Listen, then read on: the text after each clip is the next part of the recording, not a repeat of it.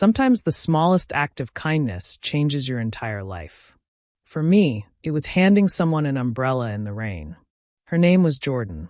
She smiled, said thank you, and walked away. I thought that was the end. But she came back the next day. And the next. And now I'm in love with someone who's leaving in 6 months. And I don't know what to do. The rain hasn't stopped for 3 days straight. I notice everything in this coffee shop. The way the rain sounds different when it hits the metal awning versus the concrete sidewalk. How customers always shake their umbrellas exactly twice before walking inside. Never once, never 3 times. Always twice. I even notice how my espresso machine makes different sounds depending on how humid the air is. I'm Riley, and I've owned this small coffee shop in Seattle for 4 years now. I know every corner of this place better than I know myself. Every scratch on the wooden counter. Every squeak in the floorboards. Every rhythm and pattern of this space that I built from nothing. And I know Jordan. Not that she knows I know her. Not the way I do. Jordan sits at the corner table near the window. She's been coming here 4 days this week. Actually, she's been coming here for weeks now. Ever since that rainy day in November when everything changed. She orders the same thing every single time. An Americano with room for cream. She stays for exactly 2 hours, not a minute more, not a minute less. I watch her grade papers with a red pen. She's a teacher at Roosevelt High School. I know this because she mentioned it once while paying for her coffee. She's methodical when she grades. She reads each page carefully, pauses, writes something, then moves to the next one. She never rushes. I've actually timed her without meaning to, 43 seconds on average per page. Maybe she knows I watch her. Maybe she doesn't. I honestly can't tell. This whole thing started 5 weeks ago with an umbrella. Just a simple black umbrella that I kept behind the counter for emergencies. It was pouring that day, the kind of rain that comes down sideways and soaks you in seconds. Jordan was standing outside my shop, completely drenched. Her jacket was dripping wet. She clearly hadn't checked the weather forecast that morning. I grabbed the spare umbrella without thinking. Walked outside and handed it to her. She tried to say no. "I can't take this," she said, water dripping from her hair. "Please just take it," I insisted. "I have another one." She looked at me for a moment, then accepted it. "Thank you. Really. I'll bring it back." "No rush," I said, already getting wet myself. That should have been the end of it. A simple act of kindness between strangers. But Jordan came back the next day. She returned the umbrella clean and dry. Then she ordered a coffee. She thanked me again, and her smile was genuine, careful, but genuine. She stayed for an hour that day.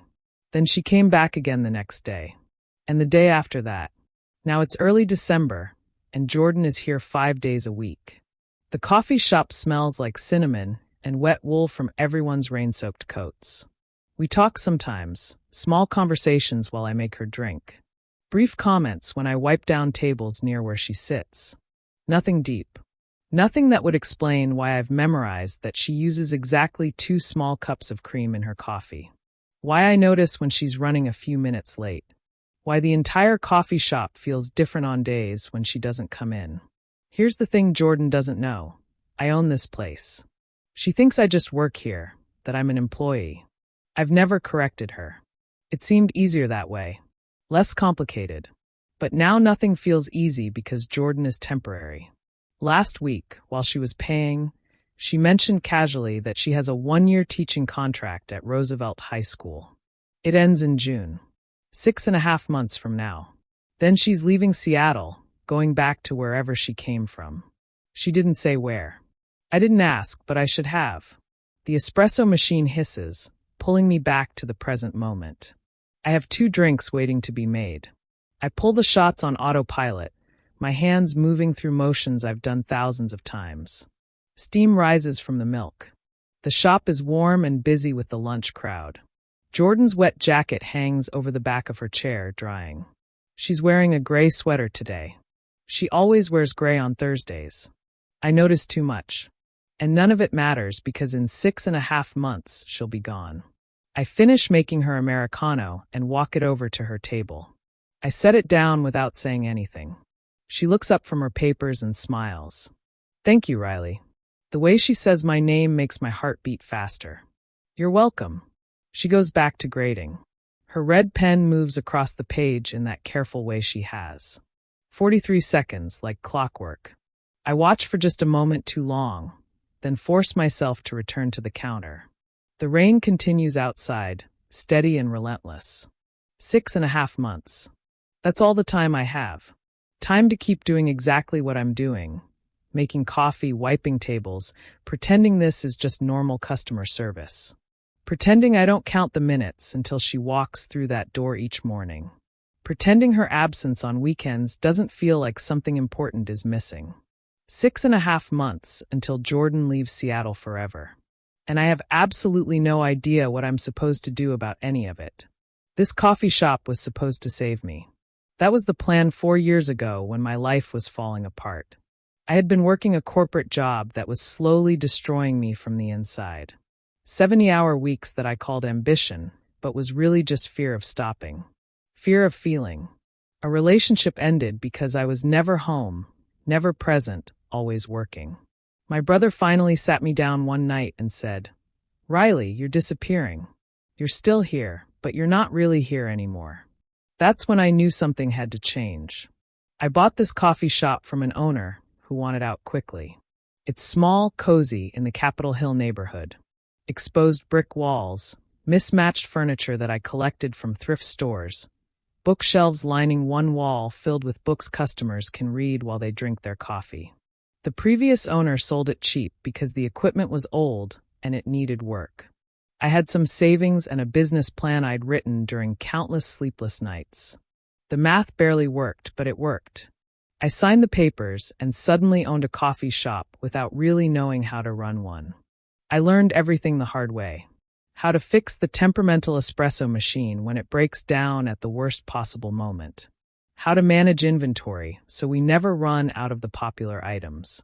How to smile at customers even when the coffee bean distributor messes up my order.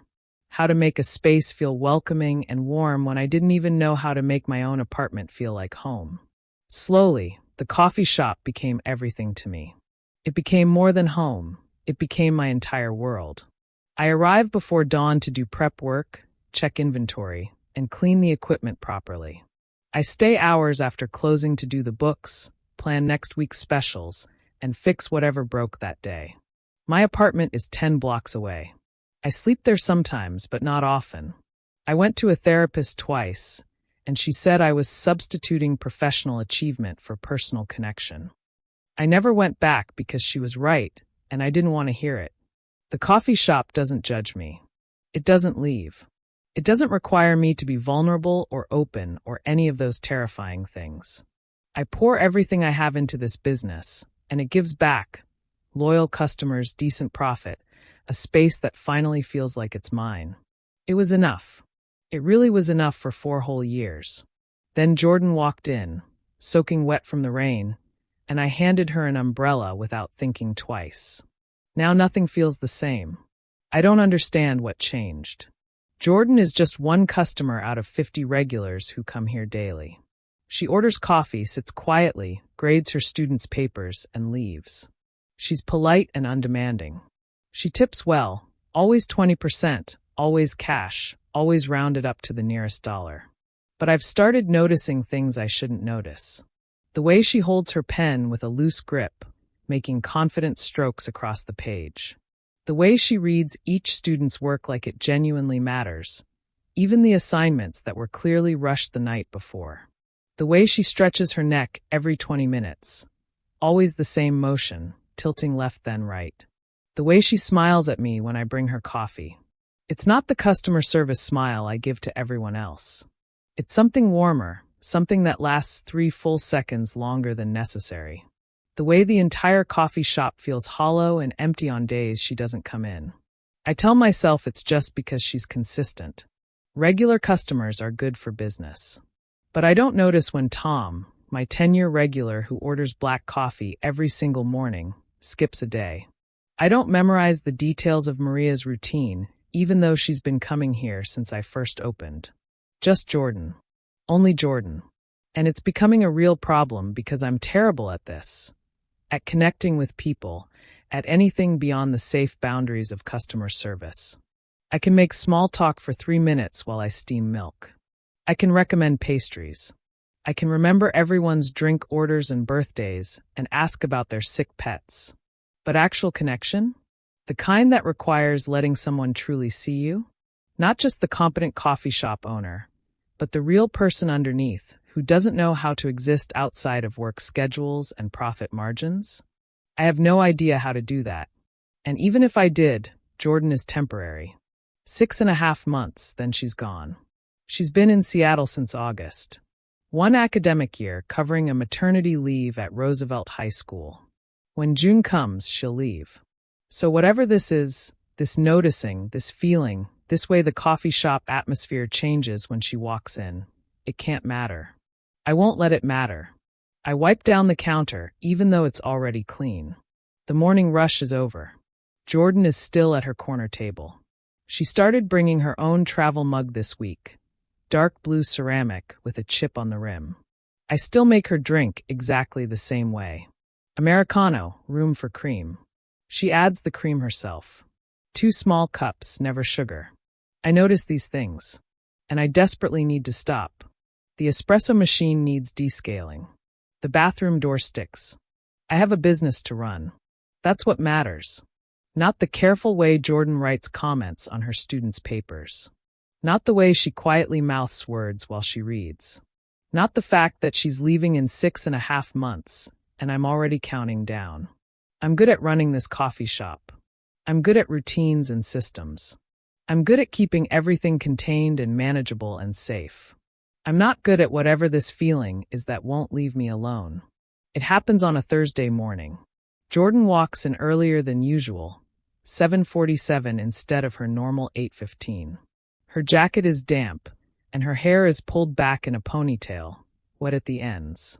She's carrying a canvas bag that's overflowing with folders and papers. Rough morning. I ask while I start making her Americano without her having to order. She laughs, but it sounds tired. Parent-teacher conferences tonight. I'm drowning in progress reports that need to be finished. Sounds fun. So much fun, she says with obvious sarcasm. Then she pauses. Actually, do you have an outlet where I could plug in my laptop? I need to print these at school later, but I should probably proofread them first. Caffeine might help me catch all the typos. I nod toward her usual corner table. There's an outlet by the bookshelf. You're all set. Thank you so much. She pays, leaves her standard 20% tip, takes her Americano, and settles into her spot. I watch her set everything up. Laptop, papers, red pen arranged just so. She works steadily for over an hour. I can't help noticing how she types something, deletes it, types it again. How she stops every 10 minutes to sip her coffee, even though it must be cold by now. How she doesn't look up once, completely focused. The morning rush builds and pulls my attention away. Regulars, tourists, online orders for delivery. The espresso machine runs hot and fast. I pull shots on autopilot, steam milk, call out names. The coffee shop fills with noise and energy and the familiar chaos I can handle. By 9:30, things quiet down again. Jordan is still at her table, but now she's just staring at her closed laptop like it personally insulted her. I shouldn't go over there. I have prep work.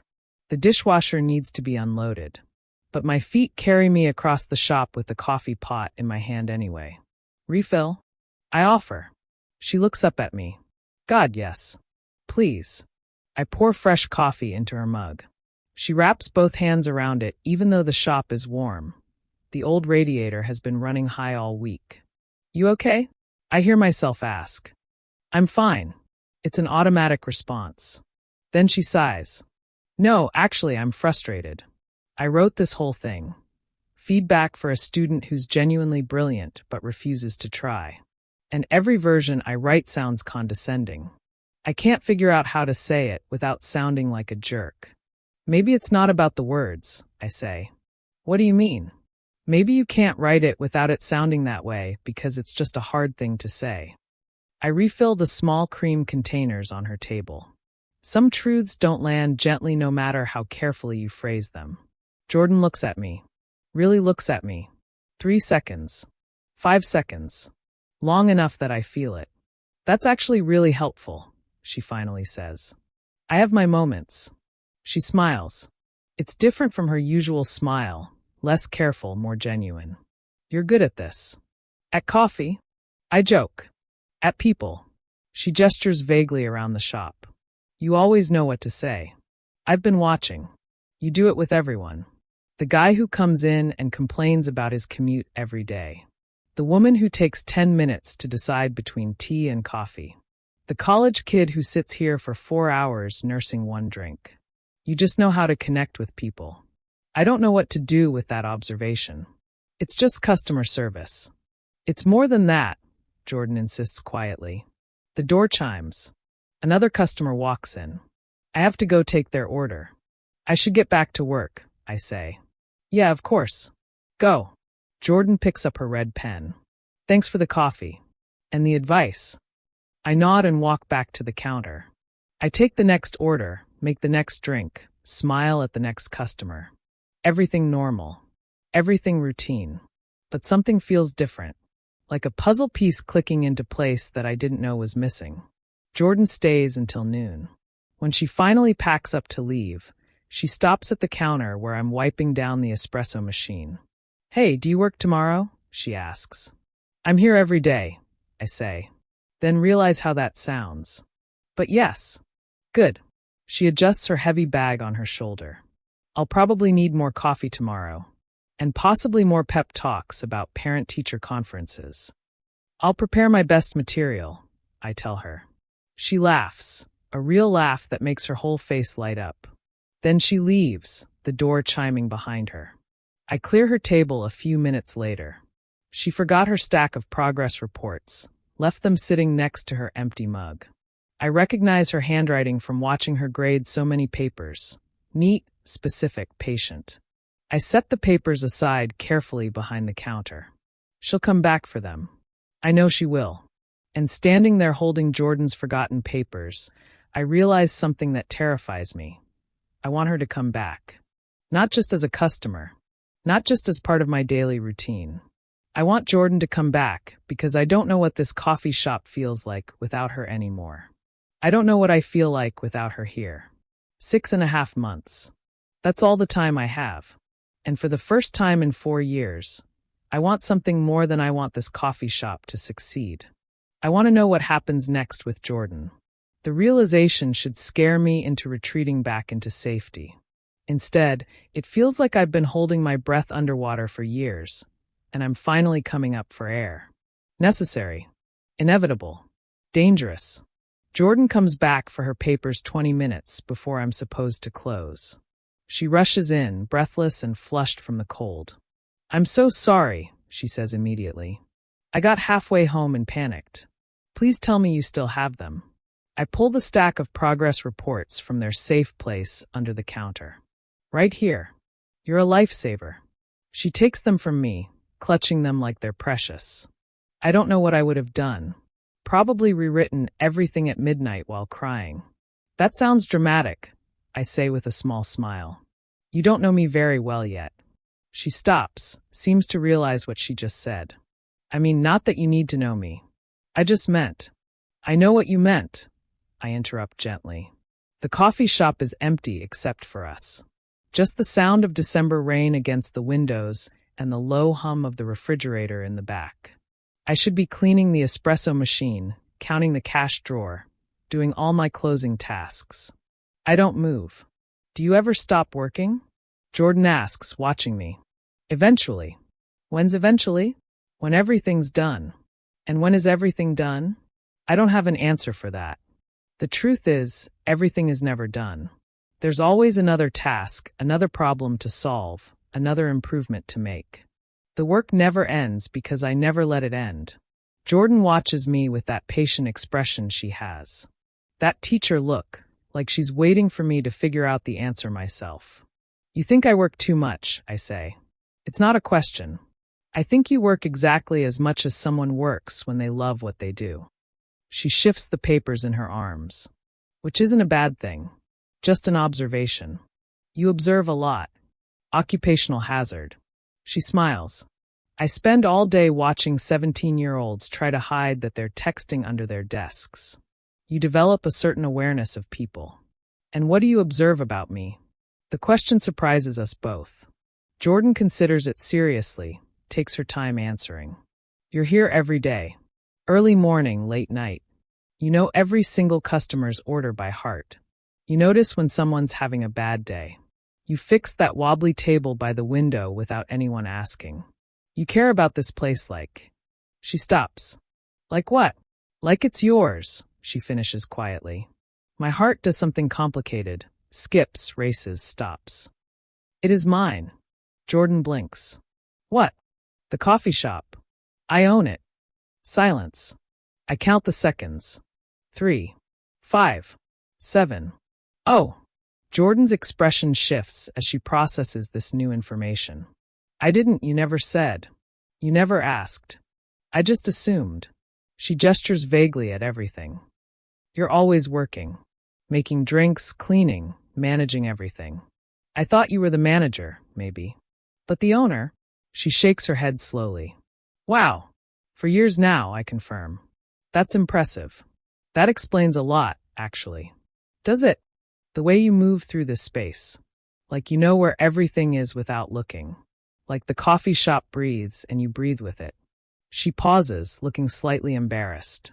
That sounded less weird in my head. It didn't sound weird, I say honestly. No. The rain picks up outside, harder now. Steady drumming against the glass windows.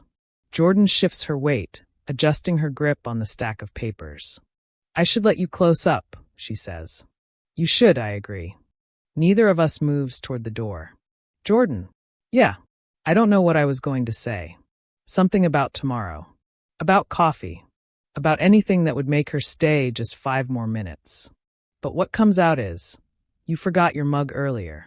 The blue one. Oh God. She looks genuinely embarrassed now. I keep doing that. Leaving things behind. I'm so scattered lately. I'll set it aside for tomorrow. Tomorrow, she repeats, like she's confirming something. You'll be here, right? I ask, even though I already know the answer. Yeah, I'll be here. Something passes between us in that moment. Unspoken but clear. An acknowledgement of something neither of us is quite ready to name. Jordan finally moves toward the door. Good night, Riley. Good night. She opens her umbrella, not the black one I gave her weeks ago, but a new navy blue one, and walks out into the rain. I watch through the window until she disappears around the corner.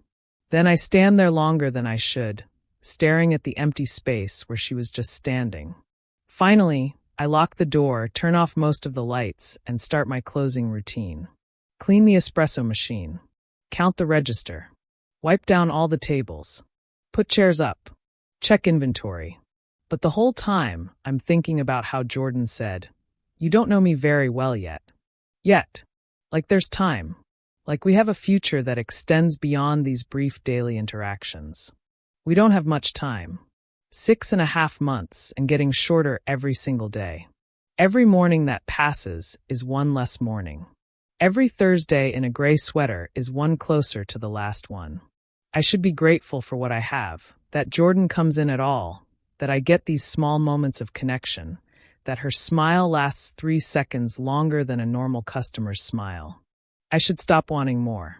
But when I finally leave the coffee shop, locking it behind me and walking into the cold December night, all I can think about is tomorrow.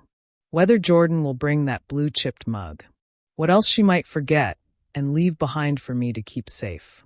And whether 6.5 months might somehow, impossibly be enough. Jordan brings the mug. Friday morning, 8:03. She walks through the door shaking rain from her hair, holding that chipped blue mug.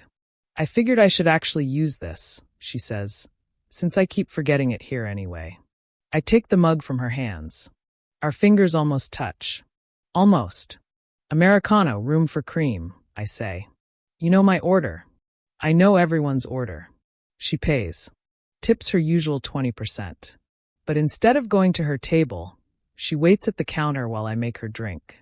The coffee shop is filling up with the morning rush, but I'm aware of only Jordan. The way she taps her card against her palm. The way she's wearing gray on a Friday instead of Thursday. I pour the Americano into her blue mug and hand it to her. This time our fingers do brush. Thanks, Riley. It's the first time she said my name. Before, I was just you or nothing.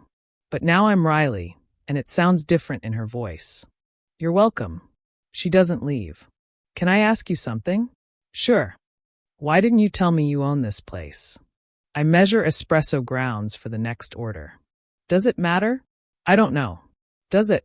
I look at her. She's serious, actually wants an answer. It's easier when people think I just work here, I say. Less complicated. Complicated how? People treat you differently when they know. They want favors, special treatment, free coffee. I pull a shot of espresso. Or they ask questions about money and success. It gets exhausting. I wouldn't do that, Jordan says quietly. I believe you. Then why not tell me? Because you're temporary. Because it felt safer to keep distance. Because I was already noticing too much. What I say is, I honestly don't know. Jordan studies me with that teacher look that sees everything. Well, she finally says, I'm glad I know now. It makes sense. You in this place. What makes sense? The way you are here. Like it's not just a job. Like you built something that matters.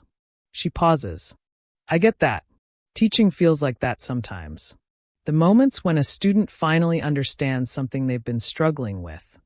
Those moments make everything else worth it. I don't know what to say. So I just nod. Anyway, Jordan says, I should let you work. But can I ask one more thing? Go ahead. Do you do anything besides work? The question surprises me. What? Like hobbies? Things you do when you're not here. I'm always here. Exactly. She smiles gently. So if you weren't here, what would you be doing? I think about it. Come up empty. I don't know. You don't know what you'd do if you had free time? I don't have free time. But if you did? I don't. Jordan laughs softly. Okay, different question. When was the last time you did something just because you wanted to? Not for the cafe, not for work. Just for you. I can't remember. Literally cannot remember. She sees it on my face. That's what I thought. Is this a teacher intervention? Maybe. She shifts her bag. Look, I know we don't know each other well. But I've been watching you work yourself into the ground. And I just think you deserve to exist outside these walls sometimes. That's all. Someone behind her clears their throat. The line is building. I should go, Jordan says. But think about it, okay? What you'd do if you had time. She leaves before I can respond. I stand at the espresso machine thinking about her question. What would I do? I don't know. I've forgotten how to be a person outside this coffee shop. But watching Jordan settle at her table, I realize something terrifying. I want to find out. And I want to find out with her. It starts small. Monday, Jordan stays past her usual 2 hours. When I bring her a refill she didn't ask for, she looks surprised. On the house, I say. You don't have to. I know. She smiles and goes back to grading. Wednesday, I'm wiping tables near her when she laughs at something. Student compared Romeo and Juliet to a zombie movie, she says. Poor decisions and unnecessary death. Accurate, I say. Right. She grins. I don't plan to sit down. But I do. The cafe is quiet, mid-afternoon lull. Jordan talks about her students like they're people she genuinely cares about. There's this girl, she says. Brilliant writer, but won't share her work. I know she's capable of more. What do you do? Keep showing up. Keep creating space for her to be brave. She taps her pen. That's all teaching is really. Creating space. The rest is up to them. Sounds lonely. It can be. She looks at me. But when they trust you enough to try, those moments make it worth it. I should go back to work. But Jordan's looking at me like I'm someone worth talking to. You're good at what you do, I tell her. So are you. Making coffee isn't shaping minds. No, Jordan says. But it's creating space too. You built this place where people feel safe and comfortable. That matters, Riley. That's rare. I don't know what to do with that. Thank you. I mean it. The moment stretches too long. Jordan breaks it. Hey, weird question. Do you like books? I gesture at the bookshelf. I have a wall of them. I meant, do you read for fun? Sometimes. When I have time. So never. She laughs. There's this reading at Elliott Bay Bookstore on Saturday. Local author. Would you want to come with me? My heart races. Like two people who appreciate books going to hear one, Jordan says quickly. I thought you might enjoy it. And I'd like the company. I should say no. Make an excuse about work. What comes out is, what time? 7. We could meet there. Or, she hesitates. We could grab dinner first? That Thai place on Pike? But just the reading is fine too. Dinner sounds good. Jordan's face lights up. Yeah. Okay. Great. 6 at the restaurant. 6 works. I stand up before I say something stupid. I should. I gesture at the counter. Of course. I make it 3 steps before she calls my name. Riley. I turn. I'm glad you said yes. Me too. Saturday comes wrapped in rain and nerves. I change clothes 3 times. Settle on dark jeans and a clean sweater. Actually style my hair. I look like someone going on a date. This isn't a date.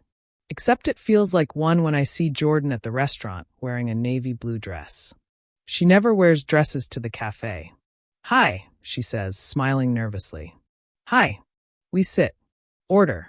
The conversation flows: books, places we've lived, Seattle weather. Jordan's from Portland. Moved around for teaching jobs. Seattle was supposed to be temporary. Do you ever stay anywhere long-term? I ask. Haven't yet. She tears her bread. I keep thinking I'll find a place that feels like home. But I'm good at temporary. Less complicated. Sounds lonely. Sometimes, she admits. But safe. I can't get hurt if I don't stay. I understand that too well. After dinner, we walk to the bookstore. The reading is crowded. We find seats in back. Jordan sits close. Our shoulders touch. The author reads. I should listen. Instead, I'm aware of every point of contact. Her shoulder against mine. Her hand on the armrest, inches from mine. Afterward, we walk. The rain is just mist now. Pike Place is quiet. Thank you for coming, Jordan says. I know you're busy. I'm glad I did. Yeah. We stop near the waterfront. City lights on dark water. Jordan turns to face me. Can I tell you something? Okay. I've been coming to your cafe for weeks. At first it was just convenient. But then, she pauses. Then it became about you. My heart stops. I started showing up because I wanted to see you, she continues. Wanted to hear you talk about coffee and customers. Watch how you move through that space. How you're kind without performing. How you notice everything. Jordan, I know you're busy. I know I'm leaving in June. She takes a breath. But I couldn't not tell you. You matter to me. I should think. Should consider the countdown. 6 months, then she's gone. Instead, I kiss her. Or she kisses me. It's simultaneous.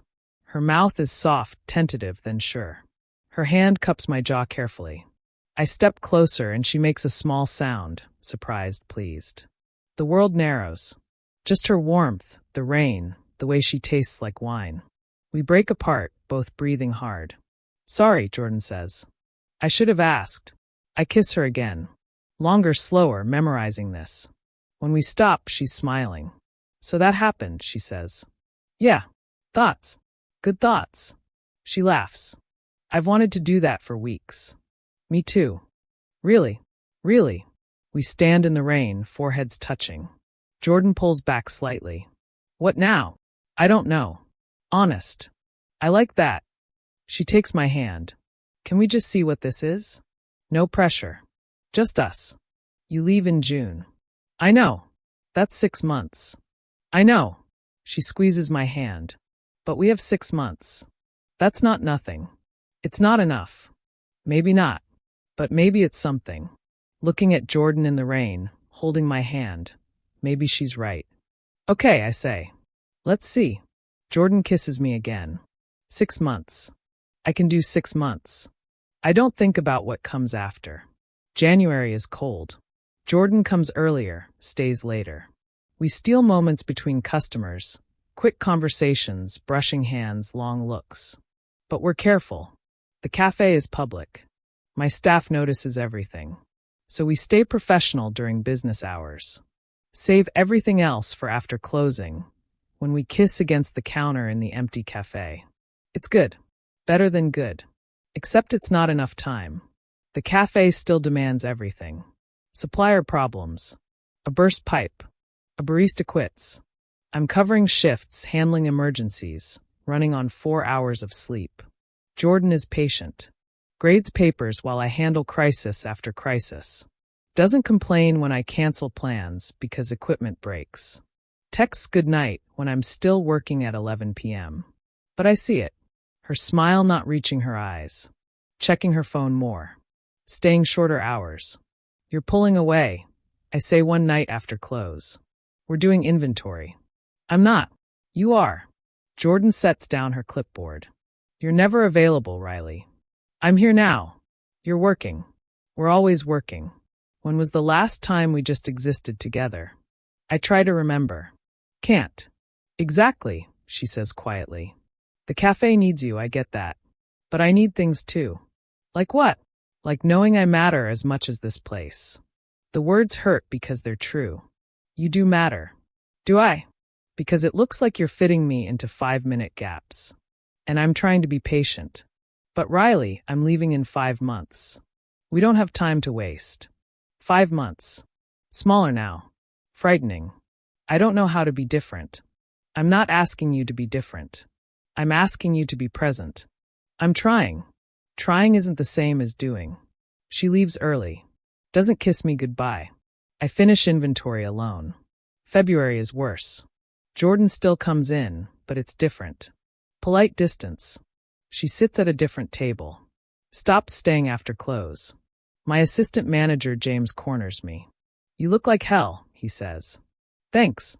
Whatever's happening with you and the teacher. Fix it or don't. But stop making everyone suffer. He walks away. I look for Jordan. She's at her new table. Can't see the counter from there. That night I sit in the dark, empty cafe. Her old corner table is empty. Has been for days. 5 months left. But if I don't do something now, I won't even have that. Am I brave enough to change? Or will I let fear win again? She stops coming. 3 days. 4. A week. Everything runs the same. Customers, coffee, revenue. All fine. Except the corner table stays empty. Day 9, I text. Are you okay? 3 hours later. I'm fine. Just busy. Can we talk? About what? Us. The dots appear. Disappear. Then, I don't think there's an us anymore, Riley. I read it 5 times. I close the cafe early that night. First time in 4 years. Go home to my cold apartment. I sit in the dark. Jordan's text on my phone screen. I could call. Show up at her place. Force the conversation. Instead I sit, because I don't know what to say. Don't know how to explain that I built walls disguised as coffee counters. That I understand business, but not how to show up for a person. That I'm terrified of wanting something I could lose. Jordan mattered. Still matters. And I pushed her away. The cafe is successful. Everything I wanted. But I built it alone. Made alone noble instead of what it is, safe. My phone buzzes. James, you good? I don't answer. Am I good? The cafe's fine. But I can't remember who I am without it. Jordan asked what I'd do if I had time. I still don't have an answer. But I know what I want. To show up for someone. Be present. Prove I'm capable of more than profit margins and distance. I want Jordan. 4 months left. For months until I lose my chance completely. I don't know if it's enough time. But I have to try. Tomorrow I'll go to her school. Say everything I should have said. Tonight I sit with the hurt. At least hurt means something's still worth fighting for. Roosevelt High School looks big and official in daylight. I feel out of place in the hallway that smells like floor cleaner. A woman stops. Can I help you? I'm looking for Jordan. She teaches English. Ms. Parker. Room 214, second floor. She's in class until 3:15. I check my phone. 2:47. I can wait. She points to a bench. Don't wander. I sit and watch students between classes. So loud. The bell rings at 3:15. Students flood out. Then I see her. Jordan exits with a student, talking and laughing. Then she sees me. She stops, says something to the student who leaves. Jordan walks over slowly. Riley, what are you doing here? I needed to see you. I have a meeting in 20 minutes. I'll be fast.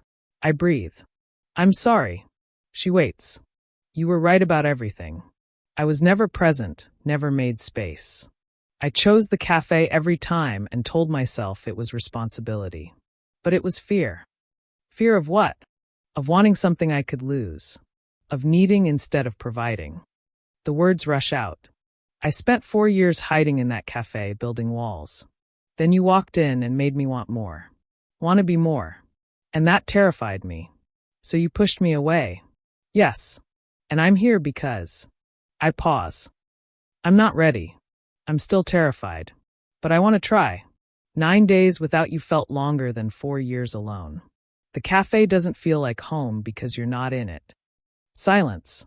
For months, Jordan says. That's all that's left. I realize that. Then I leave. So what's the point? Maybe you leave and we end. Maybe we try long distance. Maybe. I step closer. Maybe you don't leave. Her expression shifts. What? You said you keep moving because nowhere feels like home. But maybe you're looking for a place instead of a person. That's not fair. You're right. I'm sorry. You can't just show up and say that. I know. I'm still angry. You should be. She closes her eyes. I don't want to get hurt again. I'll probably hurt you again. I'll mess up. I reach for her hand. She doesn't pull away. But I'm going to try. Really try. Not gaps between work. Actually show up. How do I trust this? Because I closed the cafe early yesterday. First time ever. Because I'm here now instead of working. I squeeze her hand. Because I'm terrified and I came anyway. Jordan looks at our hands. I leave in 4 months. So we have 4 months. That's not much. It's enough to start. She looks up, tears in her eyes. I want to believe you. Then believe me. Please. I kiss her. Quick, desperate. Jordan kisses back. When we break apart, she's crying and smiling. For months, she whispers. For months. If you disappear again, I won't. I promise. She kisses me again. Slower. Surer. For months to prove I'm brave. To build something real instead of safe. To show her home isn't a place. It's choosing each other despite fear. March comes gentler. Jordan returns to the cafe. 3 times a week. Her choice, her boundaries. I'm learning. How to leave at 5 twice a week. Let James close. Silence my phone at dinner. Exist without cataloging what needs doing. It's hard. But Jordan's patient. When I spiral about inventory, she touches my hand, grounds me. The cafe survives. Thrives even. Delegating doesn't mean collapse. It means trust. We talk, really talk. About her students, my dreams, Seattle in spring. About June. We don't avoid it. Can't. The countdown's always there. I applied for a permanent position, Jordan tells me in April. We're at her apartment. At Roosevelt. Posted last week. My heart stops. Yeah. She's nervous. Not guaranteed. 3 other candidates. But I have a chance. You'd stay? I'd stay for you. If you want me to. Jordan. You showed up. Kept showing up. Every promise you kept. Seattle stopped being temporary. You stopped being temporary. I kiss her. She tastes like possibility, like home. I want you to stay, I say. So much. Even if it's complicated. Especially then. She laughs, kisses me again. I love you, she whispers. First time either of us says it. I love you too. June comes. Jordan gets the job. We celebrate at the cafe after close. James brings champagne. About time, he says. Jordan laughs. The cafe still matters. Still takes time and energy. But it's not everything. Jordan is here permanently. Her corner table. Blue mug behind the counter. Red pens in my apartment. Rain continues outside. Constant Seattle rain. I pour Jordan more champagne. She smiles, that 3-second smile. This is home. Not the cafe. Not the walls. This. Her. Us. I'll slip sometimes. Let work creep back. Old habits die slow. But Jordan will be here. And I get to keep trying. Keep choosing her. Home isn't a place you build once. It's a choice you make every day. Worth every moment of fear. Worth everything. Thank you for listening to my story. Jordan taught me that home isn't a place. It's choosing someone every single day, even when you're afraid. If my journey touched your heart, please hit that like button and subscribe. It helps me share more stories with you. I'd love to hear from you in the comments. Have you ever had to choose between safety and love? What did you do? Your stories matter to me. Thank you for being here. I'll see you in the next one.